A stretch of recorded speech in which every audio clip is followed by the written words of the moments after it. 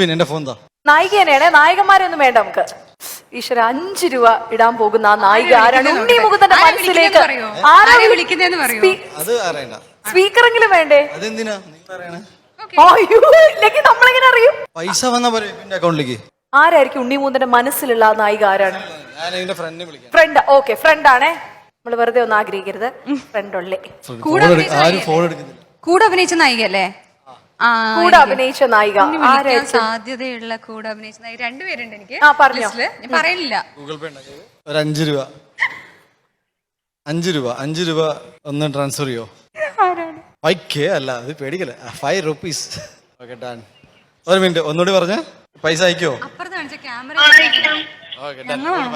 ആരാത്? അയക്കാന്ന് കേട്ടില്ലേ? അയക്കാന്ന് കേട്ടു, ഒരു പെൺകുട്ടിയാന്ന് മനസ്സിലായി. അന്ന് നമുക്ക് അറിയണ്ട പൈസ എന്ന് കണ്ടു ഞാൻ അതിനകത്ത്. ആരായിരിക്കും അത്? ഏൽ തുടങ്ങുന്ന ആരാ? അഞ്ജു.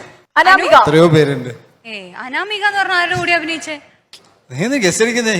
എനിക്കറിയാം, അനുഷ്ക ഷെട്ടി. മലയാളത്തിലോ? മലയാളത്തിലോ? അയച്ചു തരാം.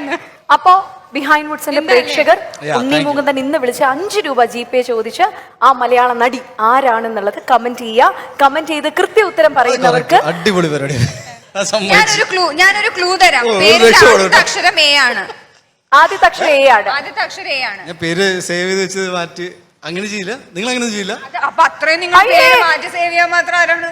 അതെനിക്കറിയില്ലല്ലോ ആരാണായിക്കോട്ടെ. എനിക്ക് അപ്പൊ എല്ലാവർക്കും ഏകദേശം ഏന്ന് ഉറപ്പിക്കാണ്ട്. ഓക്കെ, അപ്പൊ ആ നായിക ആരാണെങ്കിലും കമന്റ് ചെയ്താൽ അവർക്ക് ഞങ്ങൾ ഈ 5 രൂപ ഇട്ട് കൊടുക്കും. അല്ല, 5 ലക്ഷം ഓഫർ ചെയ്യും. അപ്പൊ വരും, ഞാനാണ് കൊടുത്തത്. ലാസ്റ്റത്തെ ഒരു നായിക സാന്നിധ്യത്തോടു കൂടി ഞങ്ങളുടെ ഇന്നത്തെ ജയ് ഗണേഷിന്റെ ഈ ഒരു ടീം ഇവിടെ നിന്ന് നിങ്ങളുമായിട്ട് വിടവാങ്ങാൻ പോവാണ്. നായിക ആരാണെന്നൊന്ന് നോക്കാം ഉണ്ണി. ഒരു നായിക വരാനിരിക്കുകയാണ്.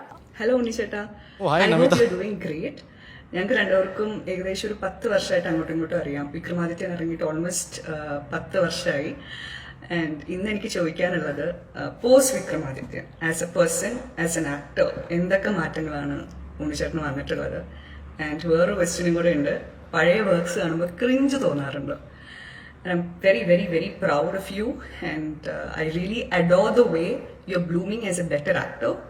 കൺഗ്രാറ്റുലേഷൻസ്.